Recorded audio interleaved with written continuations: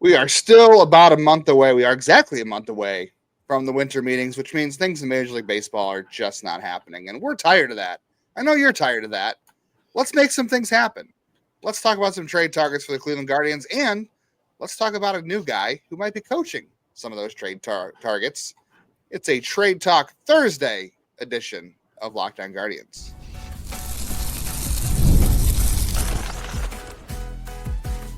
You are Locked On Guardians, your daily podcast on the Cleveland Guardians. Part of the Locked On Podcast Network, your team every day. Hello, everyone, and welcome to the show today. You can start the season with a big return on FanDuel. New customers can place a $5 bet, and you'll get started with $150 in bonus bets if you win your first $5 bet. Visit FanDuel.com to get started. As we said on today's Locked On Guardians, it's Trade Talk Thursday, so we're going to look at some trade targets for the Guardians today and see how we can go about maybe adding some pitching for them, maybe some pieces in the lineup. We've got some ideas. Yeah, we'll see. And then they got a new coach, too. We had a new hitting coach to talk about, so let's get into it. That is not one of our trade talk targets if you are watching on YouTube. Jeff's just trying to goose the video algorithm with his cat. This is our third cat who but we did some cat dancing because we'll be dancing around with some trade ideas today. I'm Jeff Ellis, one of your two co-hosts, one of the first people they brought in to talk baseball for whatever reason. My daughter will tell you I don't know anything about baseball, and many of you might agree. Before that, I was a lead draft analyst at Scout and 24/7, featured on such places as morning radio in every city outside of Cleveland and the John Stash Hour radio show. I do not have any kids to roast me like that. So shout out to your daughter for keeping you humble. Yeah. I'm going to try to keep myself humble here, but I have been covering the Guardians minor league system since 2007. Place like Guardians Baseball Insider. Before that one defunct under my watch. And now I'm here with you, but I'm also writing at the News Herald in the Morning Journal. I will have a piece up this week for the News Herald in the Morning Journal on a Rule 5 preview, which we'll talk about on here next week as well. But check out the News Herald in the Morning Journal for that. Check out social channels, most likely Blue Sky. We're both over at Blue Sky. Head us up over there. Yep. If you want to do some baseball talk. We're posting links on Twitter still, but we're doing our engagement. Yeah, same. But I think that's just pretty much the safe way to put it. Yeah. So we'll have all of our work going over there. A guy whose work I first discovered, Jeff, it's been a while since I've seen him in person, but it's Grant Fink, who is the new Guardians hitting coach. Quite the choice for the Guardians, by the way. He has been the Guardians hitting coordinator for the last 3 seasons. Before that, he's moved the system since 2007 in terms of coaching. He was a 2013 pick by them. He's been with even before that, actually, before 2013. But Grant Fink's been with his organization quite a while.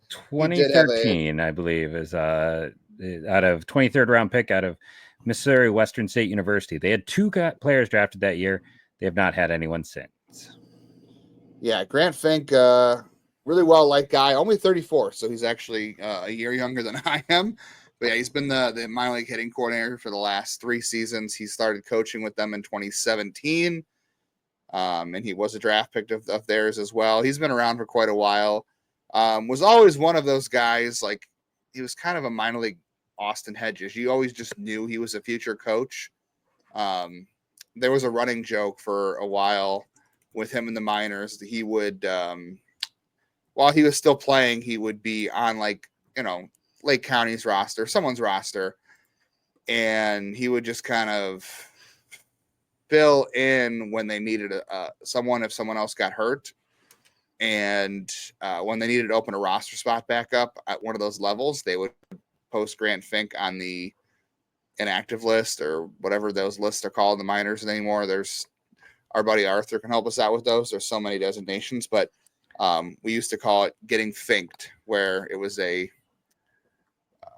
made-up injury where you'd go to the injured list to make room for another player to open the roster spot. But Fink was always well-liked. My draft write-up for him, because I know I did for Tony back then. So I wrote up every single pick. So I wrote up Grant Fink back in 2013. but even the Internet Archive does not seem to have that. So yikes! It's those individual archives or those individual write-ups are lost to time just because I wrote them and sent them by email. So those are gone. Those are gone Oh, forever. bummer. Yeah, Fink was always well. I haven't really talked to him in a while since he became the minor league hitting coordinator. I would occasionally get to chat with him when he was a hitting coach at Lake County, but very personable guy. Always very well liked. You could always tell he was going to be a future coach. I would say this says a lot about how Cleveland feels about Grant Fink because, and maybe how the industry system possibly views Grant Fink because, this is kind of what they did with Brad Goldberg, right? They promoted him because they thought there was a chance they could lose him, and they felt like he had, kind of a rising star. And, they've got Dan Puente, who's on the staff, Jason Esposito. There's people who wanted to hire Kevin Seitzer and or promote Junior Betances.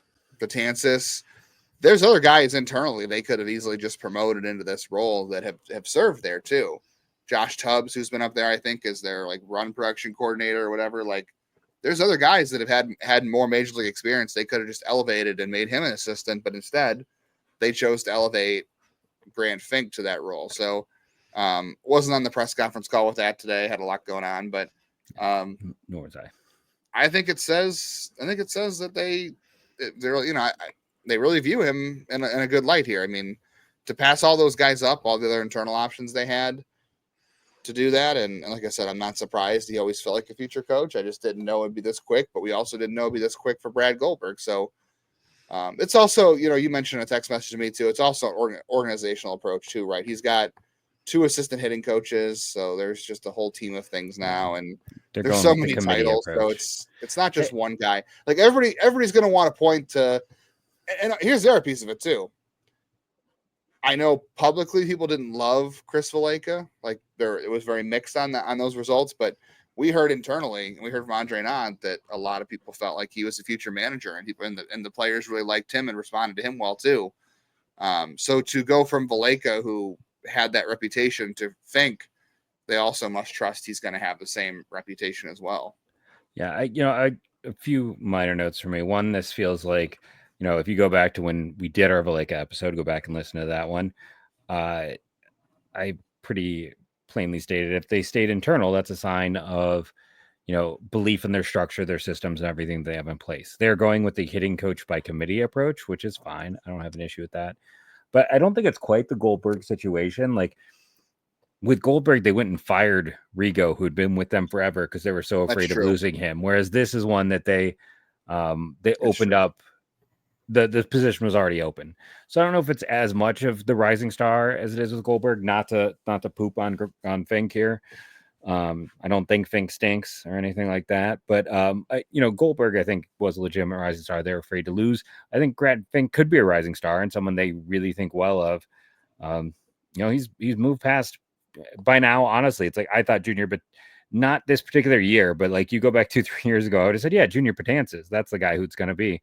So it is interesting how things move around, how players and coaches progress and the effect. But to me, this is them giving a thumbs up to their developmental program and them believing in it, which again is going to be controversial because we know a lot of people think it is not good. But at the same time, we've seen Quan come up recently. We're everyone's champing at the bit for DeLauder. We'll have to see. We talked about a lot of the success stories, so hopefully some of those hitters will start paying off. But I think this is just reinforcement in the positive belief of their system and of the guys they have in place, and that maybe they think Fink can work in a collaborative approach best with the other 2 guys they already have.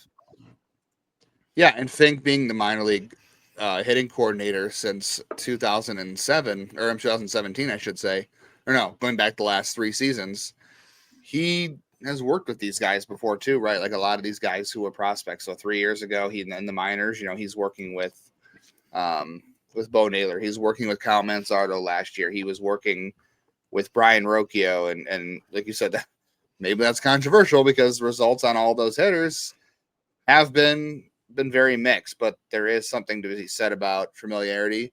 And offensively right now, I'm kidding. Yeah, offensively right now, Cleveland is in a better spot prospect-wise in the minors than they are pitching, and that's not to say that that's a sign of anything Grant Fink's doing. It's just about who they've taken and who's developed. But, we do have some evidence last year, and guys like, CJ Kafis, Juan Brito, like there are some Angel Hanal, like there are some success stories offensively in the minors last year. And I mean, even Manzardo, like he was he had a bad year with Tampa. Yeah. So, there are some things to point out that are good here. But again, Jason Churio, but it is a committee approach. You're right. That's for better or for worse. They do believe in their internal guys. And you're absolutely right about how maybe he wouldn't be in this role if Chris Valaika didn't get hired away. So who knows? But I don't think it's a bad thing. I think, no, I don't either. That quick. But if you're going to try to blame somebody just, for the first time someone doesn't get a hit or something, just remember it's a whole team approach. And you didn't like Valaika either if they didn't hit. So when you try 3-4 different hitting coaches and the results don't change, maybe it's not the cook, maybe it's the ingredients. Just listen, everyone gets paid, Justin. Everybody gets paid. You're absolutely right. Even the guys who get paid too much, and maybe some teams want to offload those guys who are getting paid in trades. We're going to talk some trades on Trade Talk Thursday. Locked On Guardians coming up.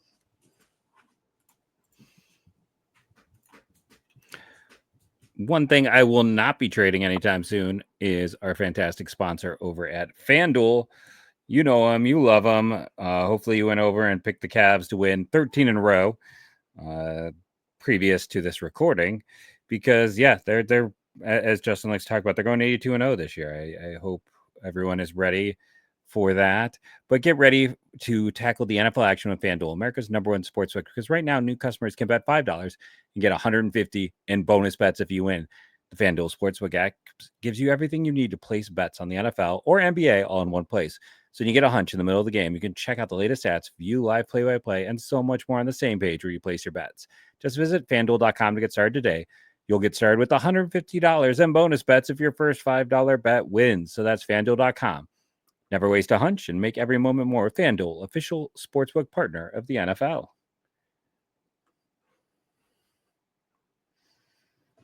Can you bet on which Cavs player will be shirtless when they win a championship this time around? Austin Hedges. Somehow he's just going to show up. Somehow it's going to be – that's too fitting. Somehow it's going to be Austin Hedges. He would show up to that parade. You're right. Absolutely. That seems like the kind of thing Austin Hedges would do, and that's why Austin Hedges keeps getting jobs. So he's #1 in our heart. And #1 in our heart. And just not in our batting order. #1 on WRC Plus at exactly well. One would be an improvement for him. He he was right when they were in Milwaukee, and he made that statement like, my war is getting held up by my pitching, and he's right. His war is positively affected by his time pitching. That was a true statement. That's how locked in he is to his performance. He was like, Guardians don't need to trade for a starter. They just they got Austin Hedges in the rotation. They got Austin Hedges. There's all these things about turning relievers into starters. Like which one? Sarah's had a great piece about like turn position players into starters. Yeah, no, we're gonna turn Austin Hedges into he's the next Ohtani. Yeah, sure. In Bizarro world, and sometimes I think we're in Bizarro world. If you just if you let him pitch shirtless. If you let him pitch shirtless, he would be the best pitcher in baseball. I think that's what we know. I will test any theory. Anything's worth a test, as we say in marketing, where I work during the day. All right, so Trade Talk Thursday. Let's talk about taking the shirt off the backs of the Arizona Diamondbacks. Yeah. This has been a popular topic. We talked a little bit, I think, last week about this group. Yeah. And we know Arizona based on rumors, so take it with a grain of salt. Why? Remember when you see trade rumors, or we're shopping this guy, or this guy's available, or this rumor's coming out, always remember who it stands to benefit and how this stuff works. So just, always be careful about how much you buy into stuff. But because nothing's happening, we're going to try to make stuff up here and have a little bit of fun. The prevailing rumor right now, as it were, is the Arizona Diamondbacks are interested in grabbing some relievers, and they're willing to trade. They're getting a lot of calls in their starting pitching, and they're maybe losing their first baseman from a year ago. So there is some potential matches on paper with the Arizona Diamondbacks if they want to trade starting pitching. 2 weeks ago, Jeff, I think you brought up this trade. Jordan Montgomery. I think it's almost a guarantee for the Diamondbacks. They want to get rid of Jordan Montgomery because their owner went on a radio show or did some kind of interview and basically like went scorched earth on the contract with him. He can't come back. They were praying he would decline his option, but he had such a lousy year and such good money guaranteed that he had no choice but to pick up his option. He did have a lousy year before the fall. Like he's not giving, his pride was not such to make him give up tens of millions of dollars. No, and I don't blame him. Not at all. No. He was mad at Scott Boras, so we know he fired Scott Boras. Yeah. But look, Jordan Montgomery is going to be off the books at the end of 2025, no matter what he does. Chase rate was still really good a year ago. Walk rate was okay. Stayed off the barrel. He has good extension, 6.7. That's 70 percentile. We know the Guardians like that. Diamondbacks are going to want to eat some money to move him, I think. I think they're going to want to. He's the guy they'd love to get rid of, and they might eat some money to do it. If you believe in Carl Willis and his sorcery, can Jordan Montgomery turn back into the 2023 guy who had a 3.20 ERA with a 1.19 WHIP and threw 188 innings? This guy 2 years in a row threw over 170 innings. God, Cleveland could use a guy like that. I would be willing to trade, a Hunter Gaddis and maybe even Miles Straw. You brought the Miles Straw thing. Yeah. Offset the salaries, give them Hunter Gaddis, and is that enough to get Jordan Montgomery? Do you think you want more back? Or is it even simpler? Could you do Nick Sandlin and Miles Straw to let them get Montgomery off the books? You'd have to probably take more money in that trade though.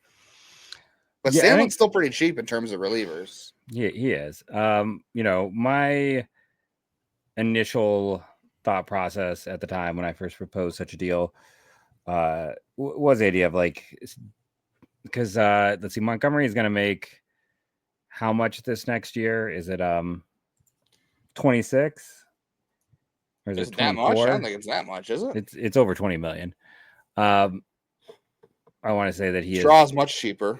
Yes. Yeah, it's 23 million. It's 23 million. So my initial idea was, Straw and then like a first base bat, not necessarily a high, like people will hate this, but it was like Noel maybe, or something along that line that could conceivably fill in for Montgomery, $6 million. And then Jorge Barosa, who might be a better version of Straw. Like I really like him quite a bit. I know this is more of just a player that I'm fully buying in on. But that was my initial idea for such a deal. And that might even be an overpay. I think there's a world where it's something like, Gabby Arias does have some experience playing first. You can play all over the infield. Maybe it's Arias and Straw for Barosa and Montgomery and like $5 million back, because that still saves them a lot of money and allows them to spread that. Gives Whereas them more money. Cleveland doesn't mind taking on the money in short term.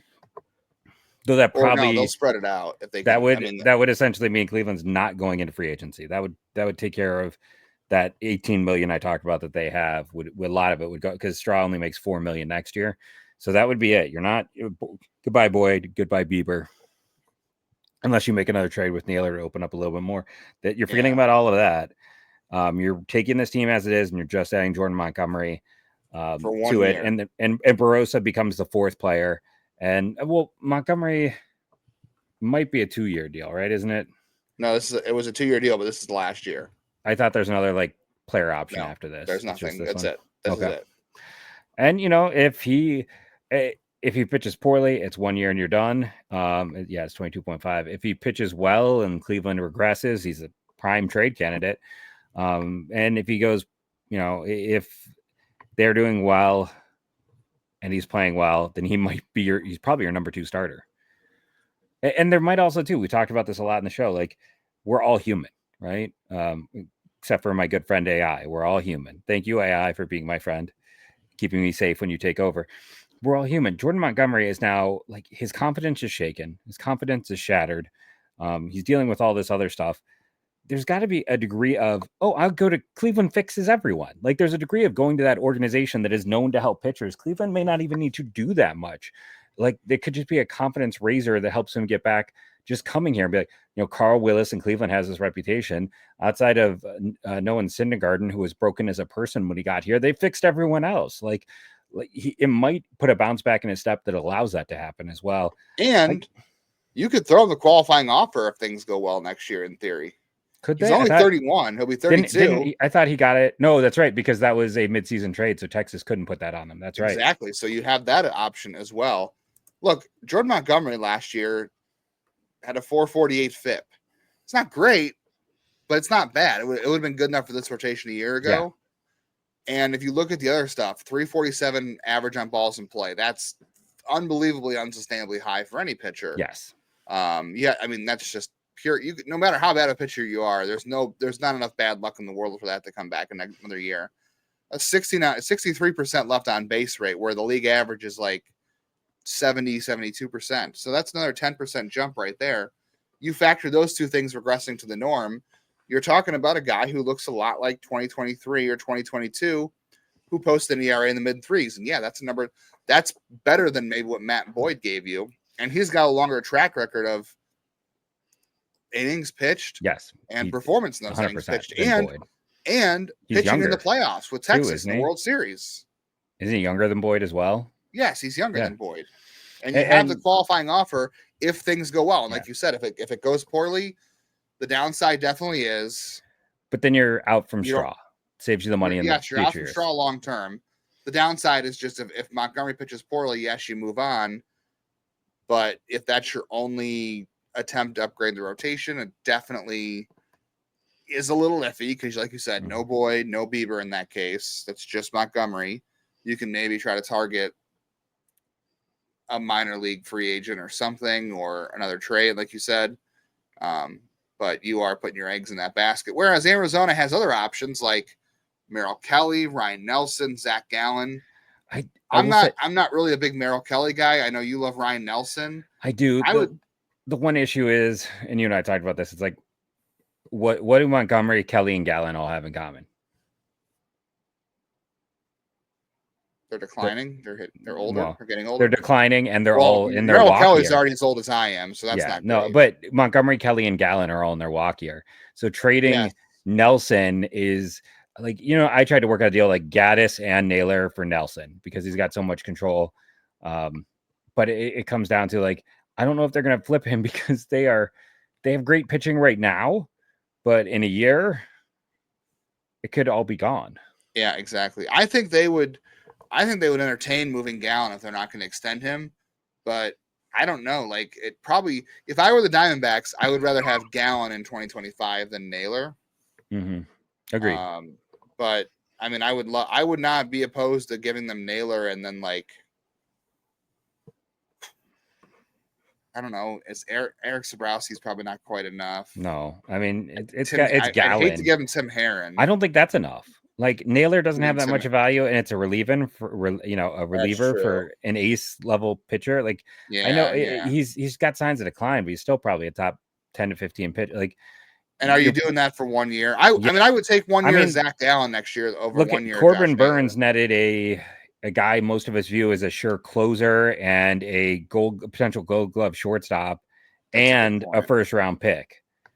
So I mean, you got to give them you got to give them a high prospect if you're doing Naylor plus probably another guy or two who are major league ready. So what? Gaddis, Naylor, comp pick. Maybe Braylon Doughty, because Cleveland's comp pick this year is a B, not an A. Yeah. But Doughty plus like another Francisca, or no, I think it's another guy at the major league level. It might be another like wow, yeah, it might be a McKenzie or something like that. I mean that's not really anything to worry about. Yeah, I mean I'm spitballing. I don't. Angel Martinez. I think it's probably a pitcher with some control. Yeah, Joey Cantillo. Well, no, it might be. Honestly, it might be at this point. Naylor, Williams, and a prospect. Yeah. No, I think it would be Gavin Williams. I think that'd be the ask. Yeah, I don't Naylor think I'd and be Gavin doing Williams. That. Yeah. I think Gallen's kind of a pipe dream. Yeah. And you said Ryan Nelson. I don't think so. So I think the most obvious candidate out of that group is definitely Jordan Montgomery, and I'm in if they give that a shot. I do buy that they can make that work for a year. I do buy that, and I don't think it's a prohibitive cost either, except for the money. And then you get out of under Miles Straw. All right, we have to talk about one more trade, maybe two, before we get out of here on today's Trade Talk Thursday. Locked On Guardians. We are trying to plan for the Guardians 2025 and future. And it's always important to have a good strategy to keep you moving forward. Winning strategies in life are just as important as it is for sports. And that's why SelectQuote is here to help protect your legacy and your family's financial future. Got to be honest, taking care of yourself can be exhausting. As someone who is trying to take better care of himself recently, it is exhausting, but you deserve to be rewarded for the healthiest and best version of you. SelectQuote's exclusive policies can reward that effort. And we are shopping around trades for the Guardians. SelectQuote, they are shopping. You are saving. They do all the work for you. So get the right life insurance for you for less at selectquote.com/lockedon. Go to selectquote.com/lockedon today to get started. That's selectquote.com/lockedon.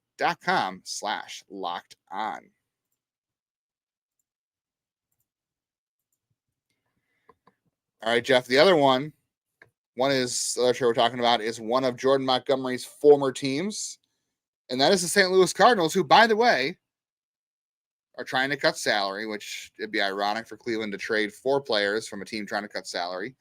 But they also happen to have a new assistant GM / farm director, and who knows the Guardian system very well, and Rob Cerfolio. So there's your first inroad, right? And didn't Chaim Bloom also work for Cleveland at one point? Did he not? I don't think he did. I thought he was Tampa to Boston. I could be wrong. I'm gonna look that up. Didn't he come up with Cleveland as a? I'm pulling now to see understudy. Maybe you're right. No, he never came through Cleveland. Yeah, right. There's just so many guys from the tree here. It is. It's almost rare when someone isn't anymore. Yeah, he is Tampa, Boston, now St. Louis. But they do have Rob Cerfolio as his kind of second in command now. And I've always felt like Tampa Bay drafted somewhat similarly to Cleveland in the past. I've seen them have drafts I wish Cleveland had, and I thought Cleveland would have. Maybe that's just me not knowing the draft as well. But I do think with the new connection, there are some interesting trades to be had in St. Louis, and you do too. I do. So one of the big things we're seeing with St. Louis right now is the reports that they are retooling, not rebuilding, and that they want to save money.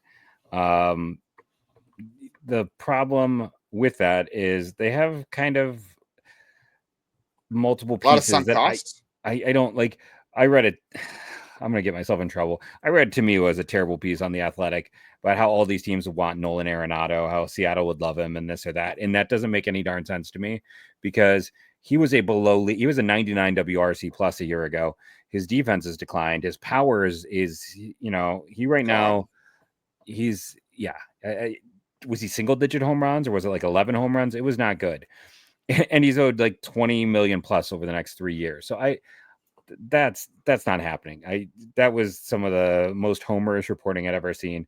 Miles Miklos and Steve Matz make 30 million combined next year. So Wilson Contreras makes a lot. He was solid when healthy offensively, but he's going to move off catcher more than likely. They're kind of a bit of a mess. So to bring around to the original point, there's talk that they're going to move Ryan Helsley. I know I'm probably saying it wrong. Their amazing closer of a year ago because he is owed $8 million and he's close to free agency. And they made that deal for Eric Fetty. And if they're in this rebuild, retool, not rebuild, it makes little sense to hold on to Fetty. I've also heard some points where there's talk of Brendan Donovan. I had to convince you that Brendan Donovan is an ideal fit for Cleveland. Just because he's an on-base machine. He doesn't walk a ton, but he doesn't chase. He doesn't strike out. Great contact, average-ish, a little below average power. And he's got more power with Andres Gimenez. Yeah, and he did all of that. He had the Tommy John last offseason is what we decided, right? Like what Fry is going through. So his arm should tick back up. He's played left, he's played right, he's played third, second, and short. He, when Jose isn't playing, he could play third base. I think he could handle right and be okay. He could bounce around all over. He's a left-handed bat, which frankly they need right now. They have so many righties. So I like Donovan quite a bit. So if you combine Donovan and Fetty, that's like almost $12 million off the books for Seattle, which might be a way for them to cut some money. If you move Donovan, as right now on Baseball Reference has him listed at second base, that also then opens up second base to either let Nolan Gorman, who's not good defensively, or Thomas Sagasi, who I really like, play that position. So moving out Donovan also makes sense in that regard. It opens up a spot for, right now Gorman doesn't have anywhere to go. They demoted him last year because he was so bad. But I also Thomas Sagasi, that's what it is. I like him a lot. That was to me. I know it wasn't great in a small sample size a year ago, and the stats weren't as good overall once he got to St. Louis. But they have some interesting pieces they can try there. And if you're retooling, maybe you do want to let Nolan Gorman just play there every day to hope to get his value back up, so you can do something with it. And if it's not, then you can there. Yeah, there is that too. So I like both those guys quite a bit. Is Donovan and also a Gold Glover, by the way, Brendan Donovan, in the utility role 3 years ago. I don't know what it is, but I just think maybe it's not the home run fit, but it also still leaves you a little bit of money where maybe then you can if you do this trade correctly and you do a few other pieces, then maybe you could still go get a Boyd, or you can do a Boyd deal that's like a 2-year deal that you backload a little bit. But I think there's room to still do more after a trade like this. And I think you're right. I think Juan Brito does make a degree of sense in such a deal. If St. Louis is going to trade, if they're still going to trade Helsley, however you say his name, because of the situation they're in. I mean, I know we're not even willing to talk Cade Smith, and I get that, but nope. Is there a world where Gaddis could be a closer apparent for them, or could be someone who comes in? They have, I like Zach Thompson and Gordon Grafsero in the minors. Those guys are currently listed to be in their pen. Liberatore, they've got a lot of converted starters, but I don't know if they have, maybe John King. Jojo Romero was solid, but he's another guy. It's really Helsley. That's it. Yeah, it's not a great pen, and that gives them. The thing with Gaddis is it's 5 years of control. So it's is there a world where maybe it's, and just looking at this team in general and where they're weak in terms of shortstops locked up for a while. You assume they're going to do Nootbaar, Walker, and Scott in their outfield locked up for a while. Ivan Herrera is a decent catching prospect. Cleveland really doesn't have one, but maybe it is Cooper Engel is your third piece to give them something. And then you're talking Gaddis, Engel, and then Brito. Is that enough? I don't know. It might take a little bit more than that, but it does allow, if St. Louis isn't going anywhere. Depends on who Rob Cerfolio likes. Yeah, that's the thing. And I'll say too, the other, maybe instead of Brito, it's Welbin Francisco. He is very much a Bloom type of guy if you base on Bloom's time in Boston. The type of the Mikey Romero, the Marcelo Mayo, the Nick York profile, that's Welbin Francisco. So, there's a lot of ways to go with it, and I know people get your point, but I think a trade could be had. If you're not going to be good, it makes perfect sense. Or if you feel like it's a retool rebuild and you want to cut money, go get 3 to 4 prospects. Get one guy you can be hey, he's our closer of the future. They can then turn around and flip Ryan H, because I know I'm saying his name wrong. Our newest Cardinals fan, you can tell me I'm a complete moron in the comments. I appreciate you. Our new everydayer, Team V, Team Big V. Big V. So he can tell me why I'm a moron, and I'll accept it because I don't know the Cardinals as well. That's not the team I cover. But I would love to get. Last offseason I liked Donovan. I wanted the Guardians to trade for Fetty. The White Sox wouldn't even entertain the idea. So yeah, I think I don't know. This is one of my favorites. Yeah, Eric Fetty. I wanted him last year too, and if you can find a deal to get Eric Fetty in as well, I think there is some matches on paper between the two teams. And again, when you see guys move on, how many guys did I forget the GM's name in Florida now for the Marlins or the Miami Marlins, but he brought a bunch of Tampa prospects over as soon as he got. Yeah, I remember when the last year at the White Sox, all the former Royals he brought in. Yeah, so it's not uncommon, and if Rob really believes in the guys he developed here, then I think maybe he's someone who really likes Brito. Then maybe that's the case where he's like, I think this guy's going to break out and we can get a steal here. Yeah, yeah. I think you have to go through Donovan Fit. I think Donovan Fit. It was just trying to figure out where you play him and how you handle his role, but I think he's a perfect fit. And then I wanted Eric Fetty in 2024. I think he made a ton of sense for them. And you're right, for a guy. I mean, the rumor is they want to shop Sonny Gray, which doesn't make any sense for Cleveland because the money. He makes so much money.